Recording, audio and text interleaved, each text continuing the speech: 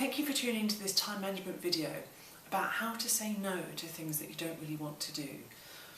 Very often I hear in time management courses that people wish they were better at saying no, because that means A, they could get their job done quicker, which means that would leave them more time out of work to do things they would love to do, or allow them to do the things they really would love to do within their job, perhaps achieve goals like a promotion or something like that.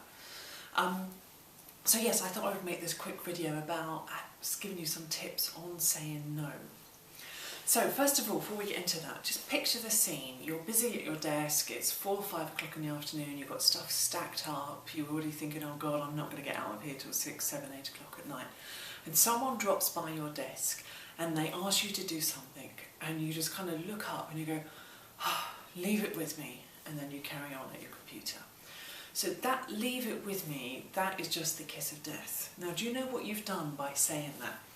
You have just put a monkey on your back. This monkey is going to dance around on your back and it's going to weigh you down. You've probably said that more than once, so there's probably 2 or 3 monkeys dancing around on your back or on your head. You've got to attend to these monkeys, and they're so distracting that you can't do your own work, let alone these other tasks, okay? So when you say yes to something, or I'll leave it with me, this is what you're inviting, chaos, okay? So let's just put the monkeys on one side for a minute, and let's have a think about how you can avoid this situation. So what I want you to do is to be assertively say no, and this does involve wisdom. So let's just look at a couple of non-assertive things first. First of all, we have passive, where exactly that situation with the monkeys, where you've just got stuff being dumped on you. Everyone in the office, everyone in your workplace knows that, oh, go to Jane, she'll just do it, she always does it. And you become the office beast of burden, the office donkey, if you will, because you've got all this stuff on your back and everyone's just piling more on because, hey, you just keep doing it. So that's very passive behaviour. The other end of the scale, you can get aggressive behaviour where you're just saying no to absolutely everything, and that's not serving you or your work colleagues or your overall objectives. So it is possible to say no to too many things. So we're looking for the balance in the middle, which is assertive no. So as I say, you do need to use wisdom with these tips. So one way of getting to say no, which makes you feel more comfortable with that, when you know it's something that you really shouldn't be taking on, if you think of no as noble objection, okay, so it's not a straight no, it's a noble objection. And there's 3 ways you can put this over. So if someone asks you to do something and you know it's not in your remit or you don't have time, one way of putting over this noble objection is empathy. So you can say, oh gosh, I'm so sorry, I really understand, I can see you're so busy. However, I'm really sorry, but I'm not able to help you. Okay, so you're empathising with that person in the place that they're at when they're asking for help. Another way of doing it is by giving them options, saying, I'm really sorry, I'm not able to help you with this. However, have you thought about going to see Jane in the accounts department? Have you thought about taking it up to your boss and perhaps asking for more resource? Have you thought about Googling X, Y, Z, and perhaps that will give you some tips to get going on whatever it is? Okay, so you're saying no with an option that could be helpful to that person, that will help them find their solution. The other way of saying no in a noble objection kind of way is a because. So you're saying, I'm really sorry, I'm not able to help you, I've got to get this report done by Friday, I'm also responsible for X, Y, Z, and I'm ever so sorry, but that's why I can't take this task on for you. So you're giving them a reason, rather than a straight no, you're giving them a reason why it just isn't possible.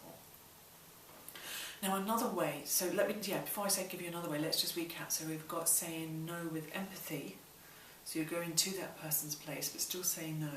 No with options, which is where you're suggesting alternatives to the person, and a no because, where you're stating very clearly why you can't do it.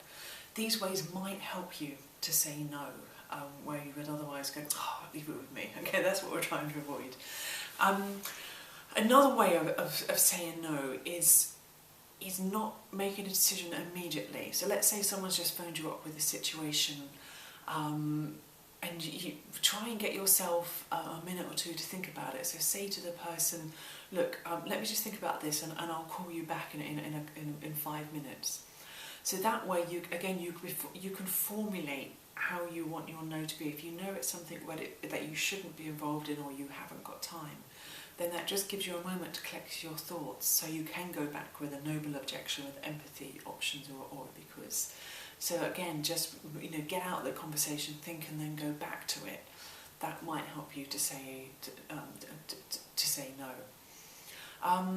So as I say, you do need to use this with wisdom, so that when you do say yes, it's something which is within the remit of your job, it's strategically important for you, it's something that you want to do, and then people around you over time will begin to respect those decisions. They'll understand that when you say no, it's a no and it's for good reason. And they'll also understand that when you say yes, you're going to get something done because you've got the time and you've got more control over your time and your plan and your agenda to actually achieve the stuff you say that you're going to achieve. So so saying no, noble objection, and using wisdom. The overriding thing I'll say with that, along with the wisdom point, if you were in a regular employment, when you signed your contract of employment, you did say yes to a lot of tasks. Okay, so it's just a case of juggling within that. But I think this is practice sometimes. What was the worst that could happen if you said no to something? So sometimes we have to practice being assertive with our no's, and you'll gradually get better at it, and you'll get better at judging what you should be doing and what you really should get in the habit of not doing. So yes, good luck with the tip, and I hope to see you soon on another video tip. Thanks very much, bye bye.